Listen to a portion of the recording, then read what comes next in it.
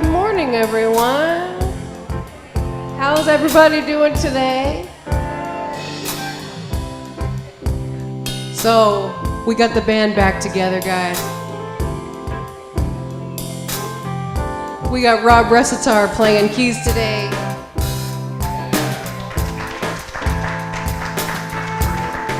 And of course, you all know my partner, Stephen Amatucci.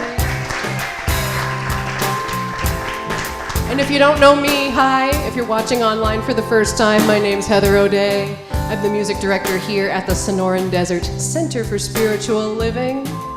And I want to welcome you to today's Sunday celebration service. How I start my day is the way my day is gonna be. How I start my day is the way my day is gonna be. It's up to me to be thankful. It's up to me to be kind.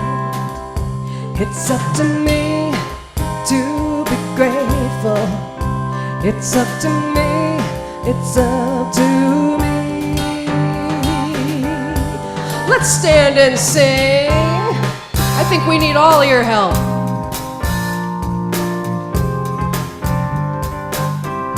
It's on the yellow sheet inside your program.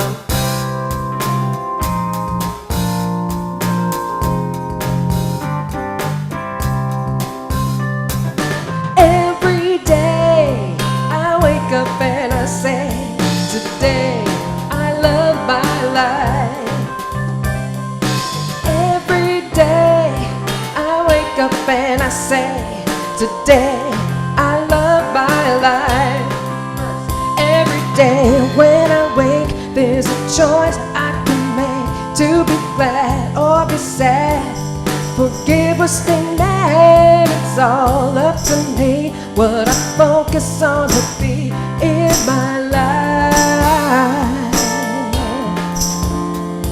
And every day I wake up and I say, today I love my life. Every day I wake up and I say, today I love my life. And when clouds fill the sky, I know I'll get by. When I see all that's right, dark turns to light. I give thanks and I say, this is my lucky day. I'm alive. And every day I wake up and I say, today I love my life. Every day I wake up and I say, today I love my life. Love it, yes I love it, love it, yes I love it, love my life. Come on, do it with us. Love it, yes I love it, yes I love it, love my life. One more time, come on. Love it, yes I love it, yes I love it, love my life. And every day I wake up and I say, today I love my life. And every day I wake up and I say, today I love my life. One more time. Every day I wake up and I say, today I love my life.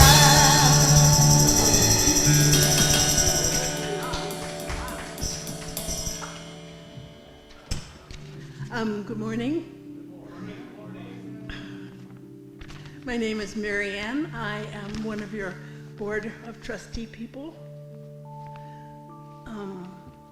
This tells me what I'm supposed to tell you. On behalf of Reverend Donna and the Board of Trustees, I am privileged to welcome you here to the Sonoran Desert Center for Spiritual Living. Whoever you are, and whatever your spiritual journey is, you're truly welcome here. You'll be validated. And I hope you'll feel supported and encouraged to be everything that you're supposed to be, that you're meant to be. Our vision statement is love in action every day in every way. We express this love by learning and living the principles of science of mind. You'll find our declaration of principles at the back of the program.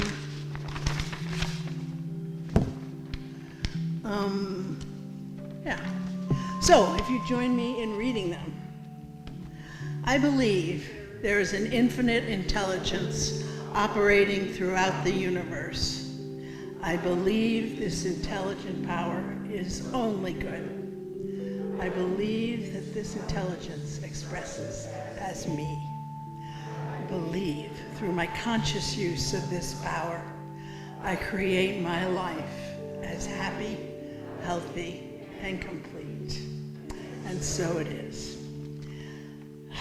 Do we have any first-timers here that would like themselves to be known? Sometimes we have anonymous first-timers, even if people are pointing them out.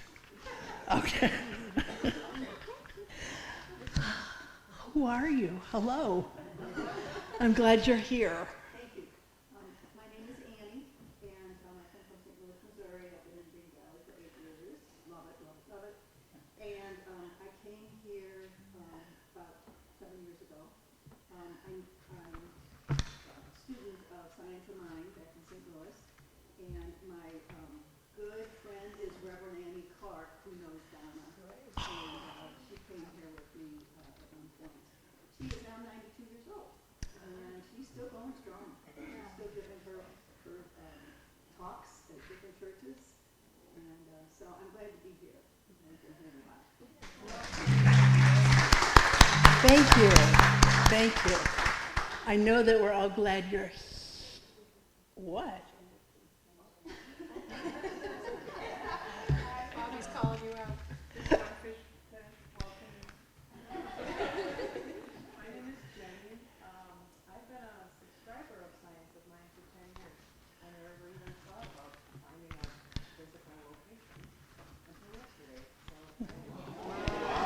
Whoa!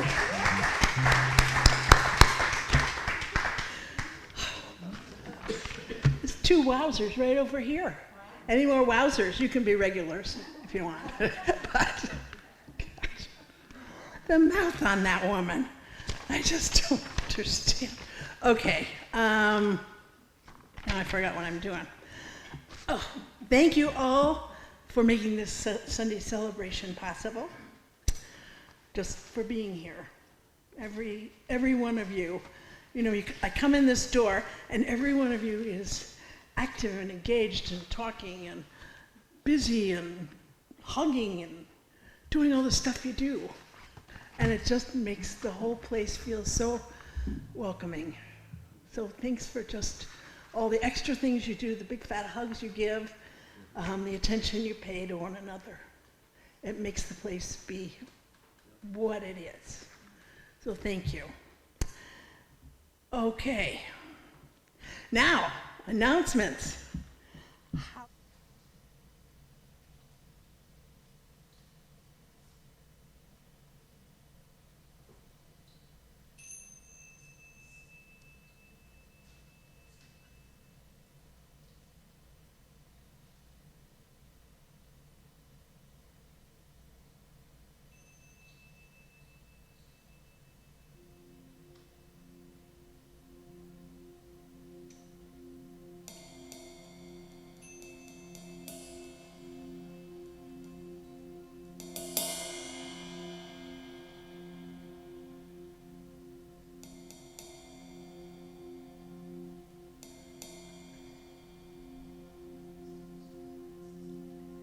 And if you are joining us for the first time today, the words for our Namaste song are inside the first page, the white page inside your program, if you'd like to join along.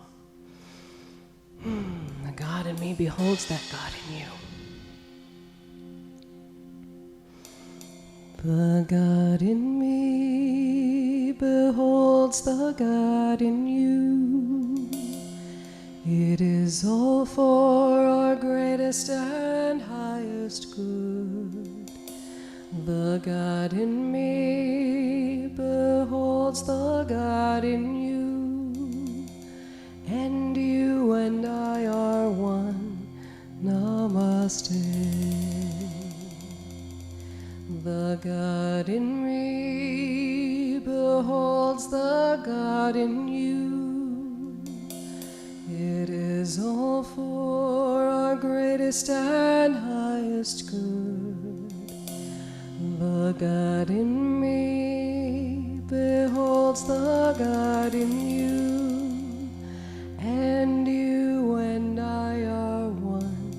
Namaste. Namaste.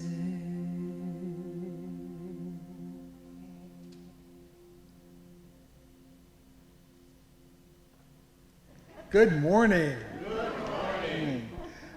I'm John, and it's my privilege to be your practitioner of the day. And so let's begin with our opening invocation.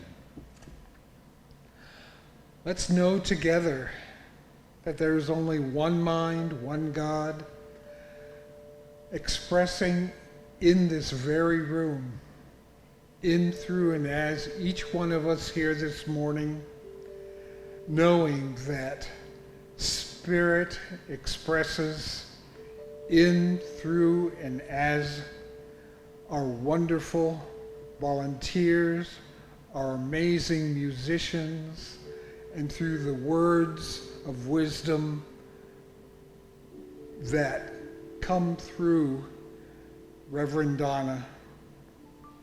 I know, declare, and affirm that our service today is already perfect, whole, and complete. As we say together, and so it is. So I light our service candle, knowing that this light represents the light of Spirit itself manifesting through this service, through this sanctuary. And as practitioners, we are the healing arm of this center. And so anything that you might like treatment for, just fill out a card over on the table, and we'll put it in our magic box and treat for you throughout this coming week.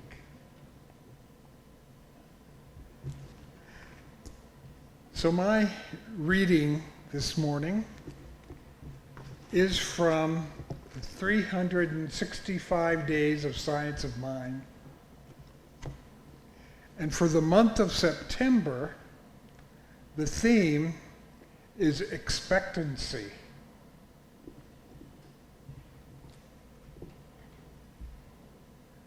Our expectation looks for a more complete manifestation of our own inner divinity. Evolution will bring this about, as it does all things. We are an unfolding principle of the truth, perfect law and action. We wait for a more complete unfolding of our inner life. Our work will best be done in quiet expectancy and in calm confidence. The results rest in the eternal law of good. And that's by Ernest Holmes. And this quote is from Thomas Troward, who greatly influenced Ernest Holmes. Belief in limitation is the one and only thing that causes limitation, because we thus impress limitation upon the creative principle, and in proportion as we lay that belief aside, our boundaries will expand, and increasing life and more abundant blessings will be ours. So the reading by Ernest Holmes for today is called, I Ask, Certain That I Shall Receive. Ask and it shall be given to you. Seek and you shall find. Knock and it shall be opened unto you. Ask and it shall be given unto you is one of the greatest promises of the ages, and has within it the greatest possibility ever experienced by the mind of humanity. Surely this implies that there is a power that can and will honor your request. But the same person said, ye ask and receive not, because ye ask amiss. These two sayings of Jesus are not contradictory. Each implies that there is a divine givingness that withholds nothing from humanity, but cannot contradict its own nature. That is, God is good, and we cannot expect evil from goodness. Therefore, if we ask evil from goodness, goodness cannot honor that request. That would be asking amiss. Whatever we ask for in the name of reality, that is, in the nature of that which is real, we shall most certainly receive. It is certain, however, that if we ask and have it given unto us, we must first seek and find, knock, and have the door opened. What is this that we seek other than our true union with God, with God? Where is the door that must be opened other than in our own consciousness? It is the door of acceptance, faith, and confidence. How can we receive that which the mind refuses to entertain? Together, take these words as your own. I believe and I accept with thanksgiving.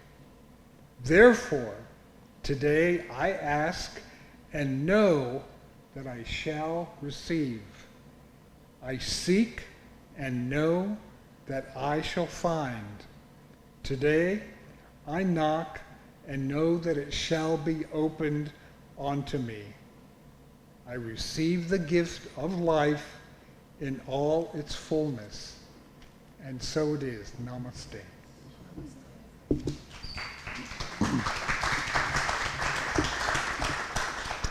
So taking our service candle, I will be over at the table over there, holding the high watch for you. John, thank you so much for that. Isn't it interesting how, it's not very often that we actually plan, other than the songs that you all sing along with me, we don't plan the solo music. We don't plan what we're going to talk about, except, amongst ourselves, But today in particular, this is very interesting because it all just seems very timely that we would be playing this song with Rob and with Stephen, which are in fact magnificent miracles just by being here. Thank you so much.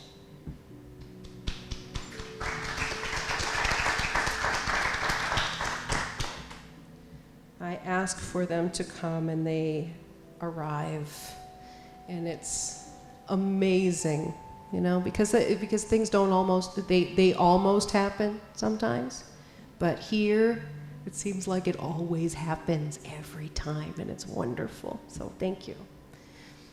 All right. So, in other words, don't miss your miracle. Because the miracles are made by who? You and me. That's right. And that's exactly what Troward talked about today. 1, 2, 3, 4.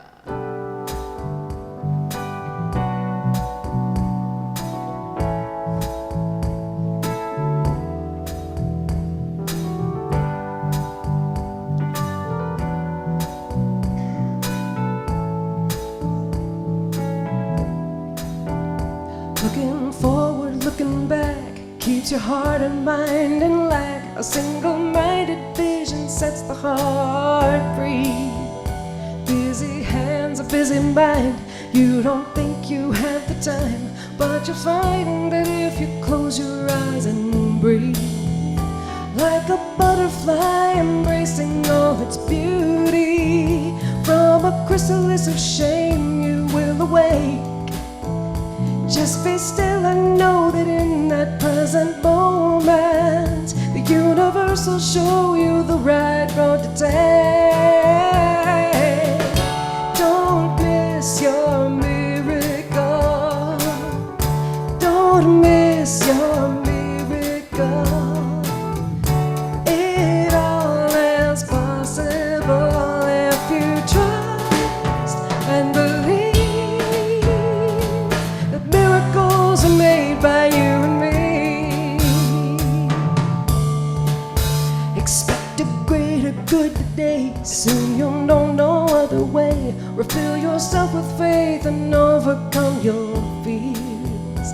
In that conscious unity, if it's to be, it's up to me. Everything you need has always been right here. And just like a moonbeam dancing on the water, your imagination casts a shining net. You were born to create and you can't help it. We are all one spirit manifest. Don't miss your miracle. Don't miss your miracle. It all is possible if you trust and believe that miracles are made by you and me. Don't miss your miracle. Sing it with me, you know it. Don't miss your miracle. Don't miss your miracle. Don't miss your miracle. Yeah. Don't miss your miracle. Don't miss your miracle. It all is possible if you trust and believe that miracles are made by you and me. That miracles are made by you and me.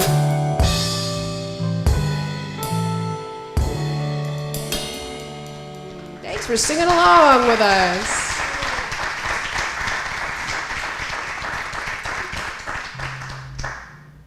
It's so nice to have music. I mean, we love Heather, but it's really nice when you can put the other instruments and things together and make it bigger. You know? So, yeah, me too. Thank you. Well, good morning. Our theme this month is reflections on the art of living. And I think that our philosophy, perhaps more than others, does teach us how to live artfully. I mean, it gives us tools that help us in living joyfully, how to meditate and how to visualize or how to vision, treatment, the 5 steps of treatment. All of these things are like a little tool bag of ways that we can get back on track when we feel off, or just keep living artfully. So, and I got a topic this morning that says you can't make an omelet without breaking eggs. But You know, when we use and practice these methods, we do find that there's an art, a beauty, and a creativity to the life that we're living. And often people who have just a surface knowledge of us tend to criticize us. You know, they said that we're not realistic, that we're pie in the sky and kind of thing. All we do is talk about love, and that's all there is. And it's hard. You know, I mean,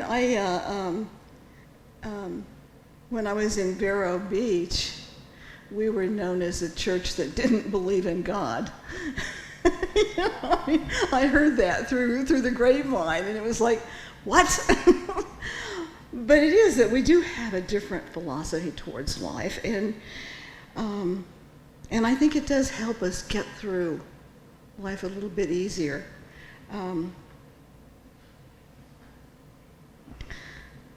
We believe in the world of absolute, where the attributes of spirit are the truth of our being. This is what John talked about this morning. And from that place, there is only peace, love, joy, harmony, because it's coming from the absolute. First cause, we call it sometimes. And we know as spiritual beings, we are part of that absolute.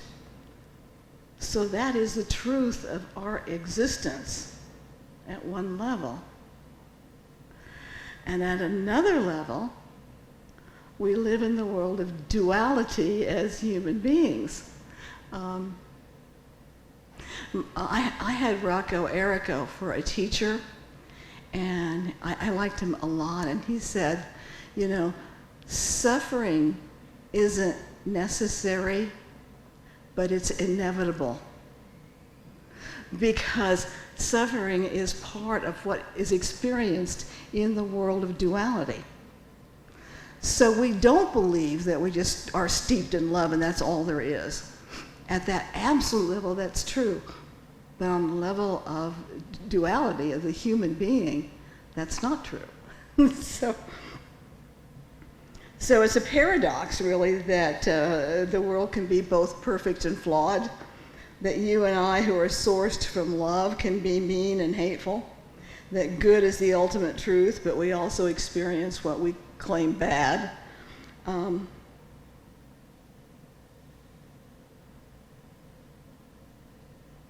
this paradox can only be resolved when we realize that the world of duality is enfolded within the absolute.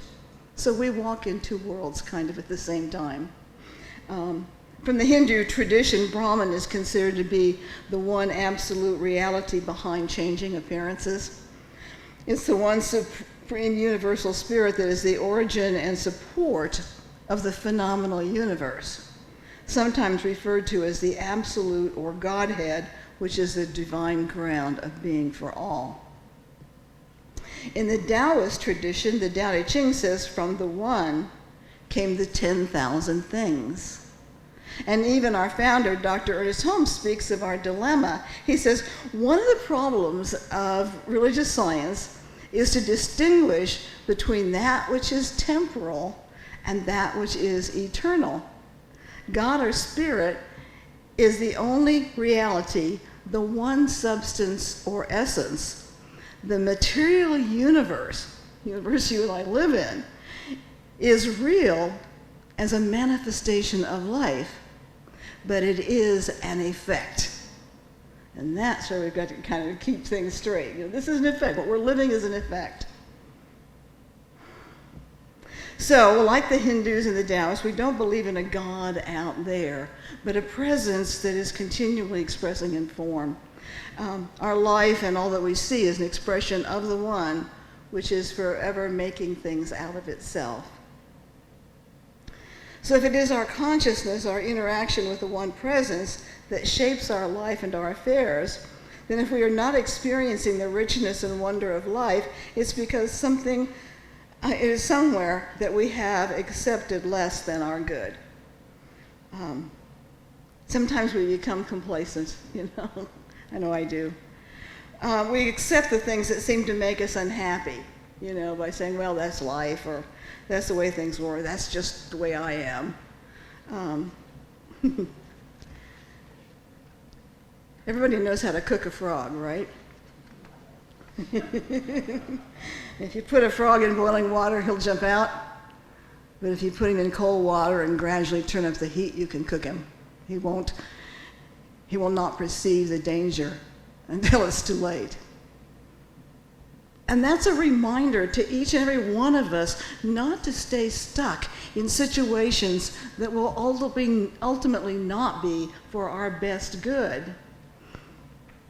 So if we're not experiencing our highest and best good, perhaps we have allowed ourselves to be influenced by some negative experiences in our lives, or perhaps we bought into the doom and gloom predictions that tell us if the economy doesn't destroy us, global warming will. And like the frog, we might not even be aware of how much we are allowing these negative ideas to permeate our thoughts, which become the way that we live our lives.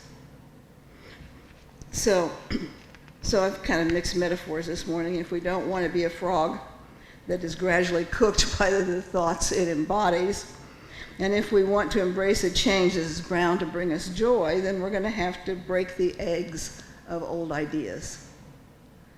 We're going to have to whisk them up so that they can become the catalyst for what we do want in our lives.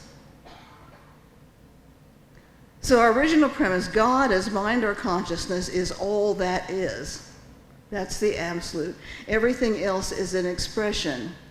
And we, as expressions of this unlimited consciousness, are constantly thinking into this mind or consciousness, which must return back to us what we think into it.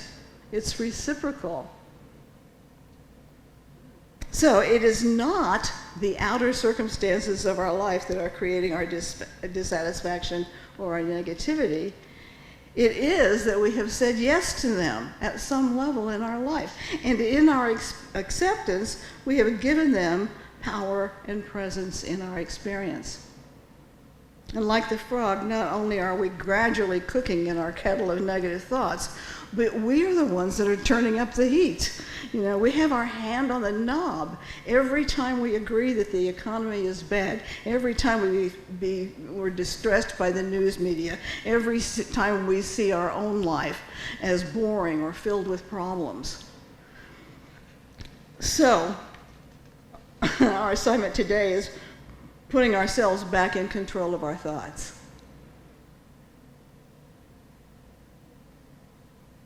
Let's realize that we are absolutely immersed in a creative medium that accepts our thoughts and acts on them with love and with precision. Let's truly embrace with love and passion that this is the first day of the rest of our lives and that the best is yet to be.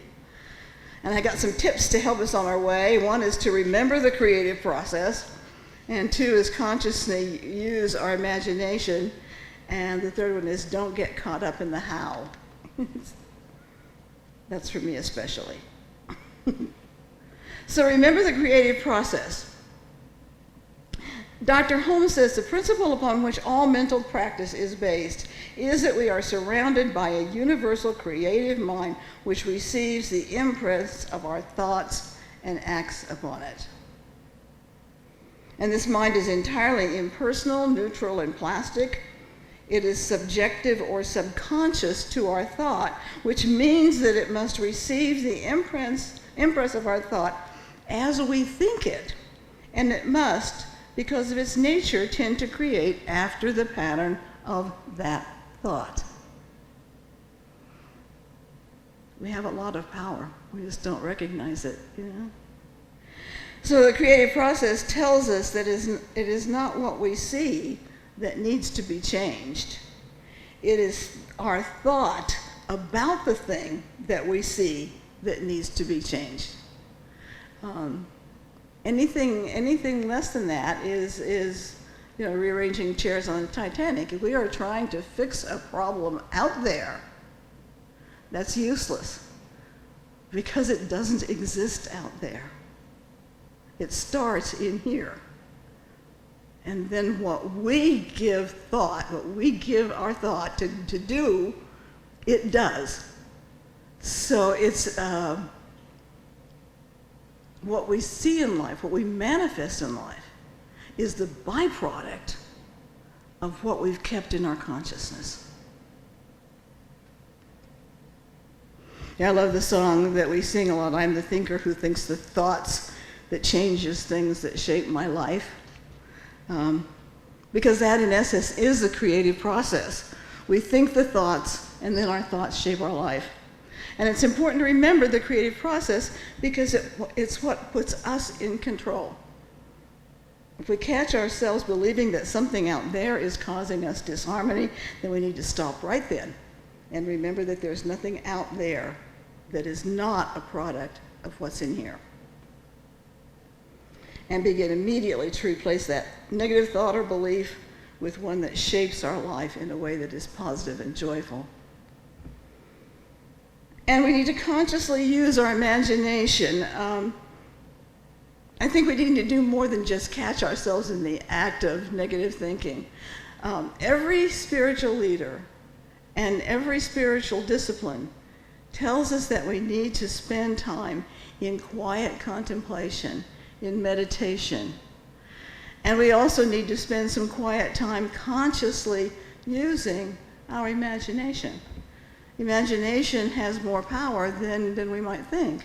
As a matter of fact, Albert Einstein, I mean, this is a scientist, he says all meaningful and lasting change starts first in your imagination and then works its way out. Imagination is more important than knowledge.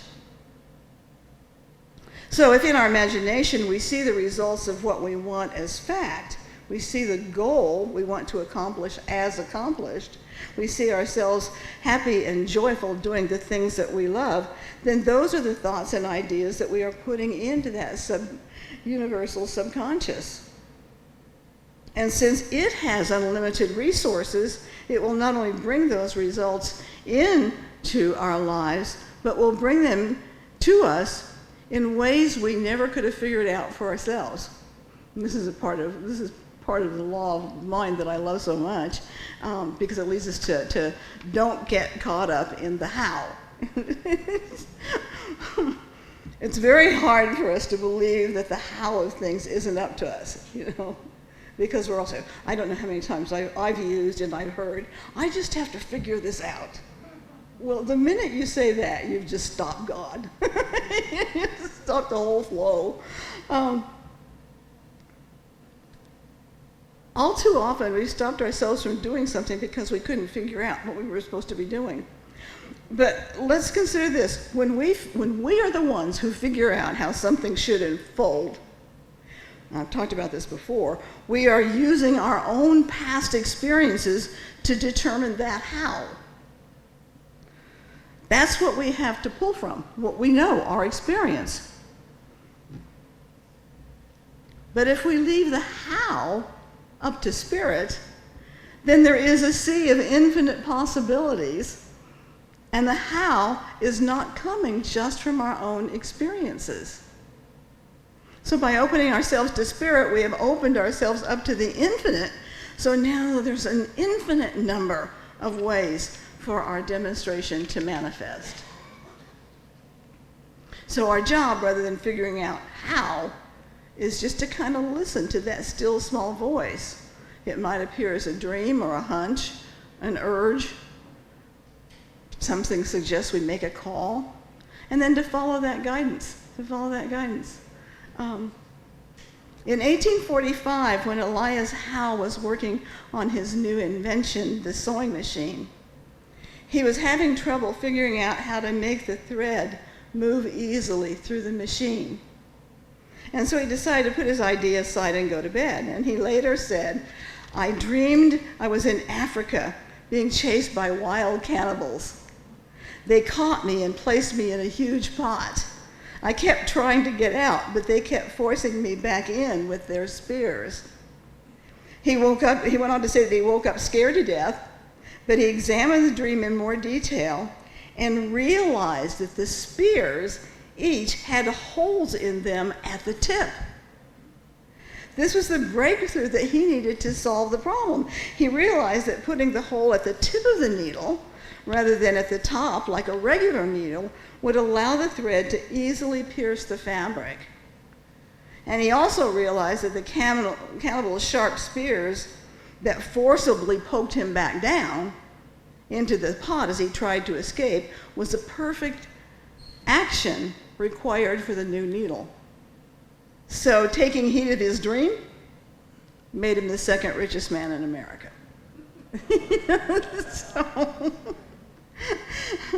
So these things we've got to take this with some sense that this is true. It's not just wishful thinking. It's not just coincidences. It happens a lot more than we think. So the following is inscribed on the tomb of an Anglican bishop in Westminster Abbey around 1100 AD. When I was young and free and my imagination had no limits, I dreamed of changing the world. As I grew older and wiser, I discovered that the world would not change, so I shortened my sights somewhat and decided to change only my country. But it too seemed immovable. As I grew into my twilight years, in one last desperate attempt, I settled for changing only my family, those closest to me. But alas, they would have none of it. And now as I lie on my deathbed, I suddenly realize if I had only changed myself first, then by example, I would have changed my family. From their inspiration and encouragement, I would then have been able to better my country. And who knows, I may even have changed the world. So change starts with us, within our own heart, with our own thoughts. And if we're going to live artfully, then we need to have the courage to break those eggs for the omelet that we're creating. We need to remember that the creative process of thought to thing begins with our thoughts and beliefs. What thoughts are we holding that no longer serve us? Even a tiny change in our thinking can bring about big results. And finally, we need to remind ourselves that our job is not to figure out how something should happen. Our job is to hold that vision so that the infinite wisdom of Spirit can provide the how and follow that guidance with complete trust that Spirit knows what to do, when to do it, how to do it, and is at work in our life right now. So let's break those eggs and make that omelet. Thank you. Namaste.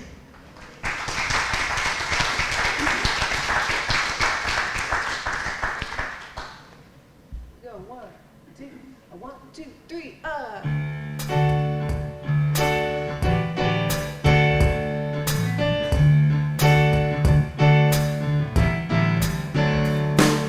Swing wide the doors, the time is right. Swing wide the doors to let in the light.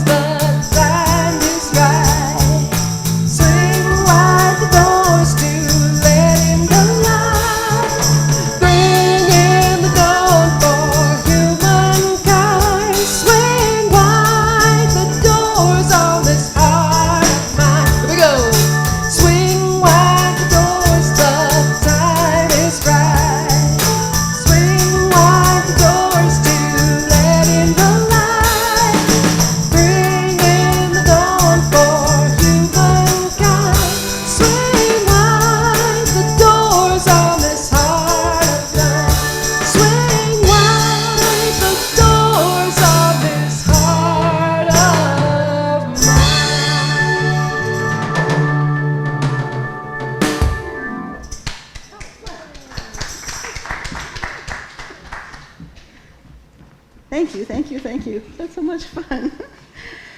Okay, it's time for our offering.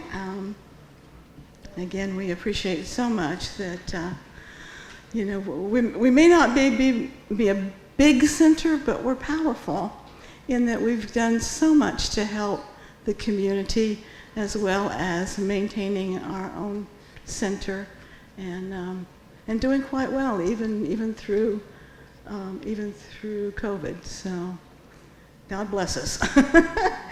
So, why don't you join me in our offering affirmation on the left-hand side of your bulletin. My gift goes forth to heal, prosper, and bless all that it touches.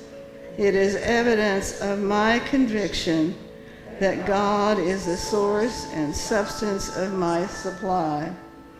I share generously of my good, knowing that it returns to me multiplied abundantly, and so it is. I am so blessed. I am so blessed. I am so grateful for all that I have. I am so blessed. I am so blessed. I am so grateful.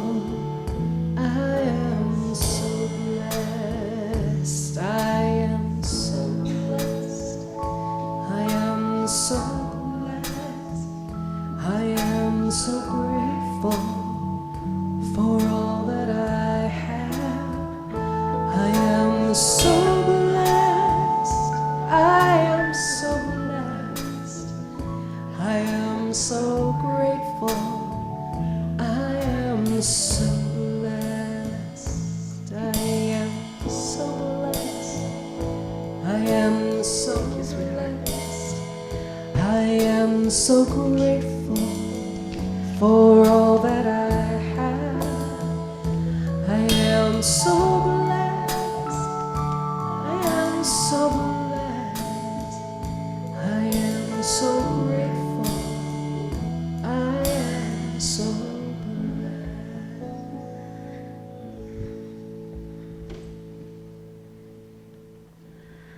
Thank you so much.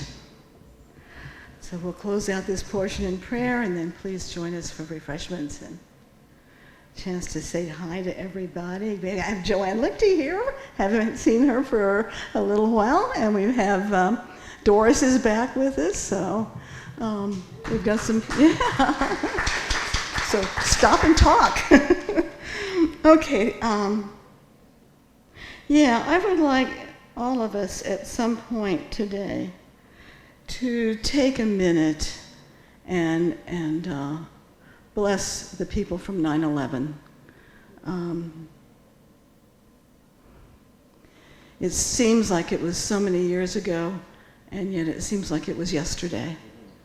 And I saw some of the tributes this morning, and I realized how important. I was in Vero Beach. John and I were in Vero Beach at the time. And my ex-husband called me and said, "Turn on the TV." And I said to him, "Well, you're going to be in trouble because you're in Los Angeles. You're in one of the big cities. I'm out here in little Vero Beach, so I'm pretty safe." And then we found out that's where the pilots were trained, about 2 miles from our house. So small world. But anyhow, just sometime during the day, just take a minute and just remember. Just remember.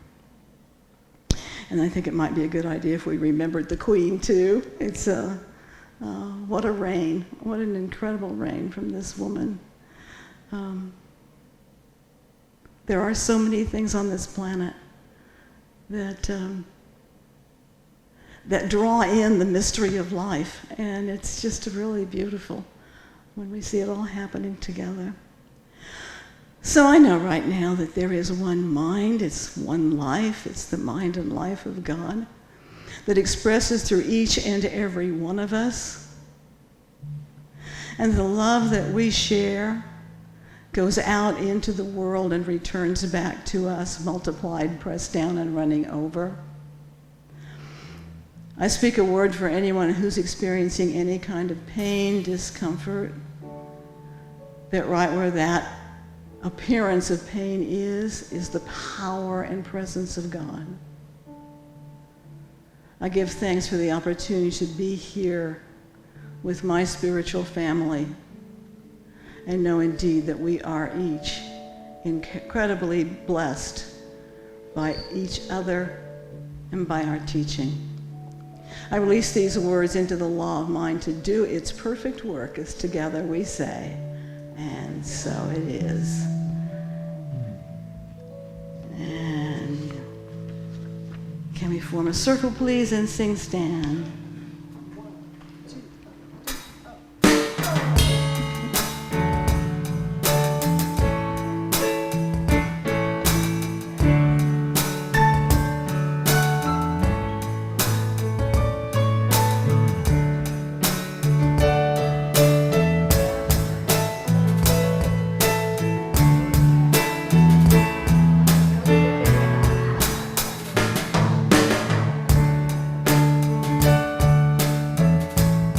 So let there be peace. I am a stand for peace. Let there be love. I am a stand for love. Let there be joy.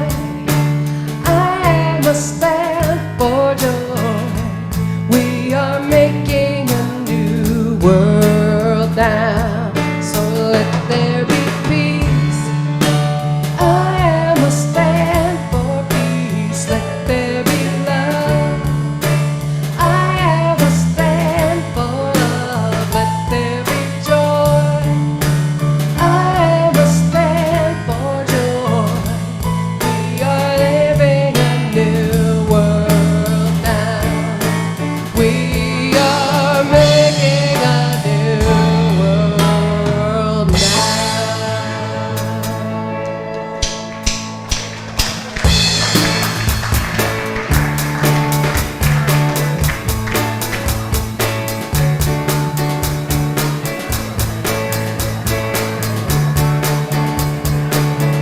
The word has been spoken, the songs have been sung,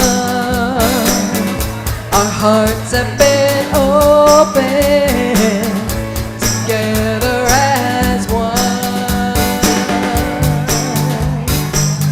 Center of creation, we are divine congregation, we are no separation, we are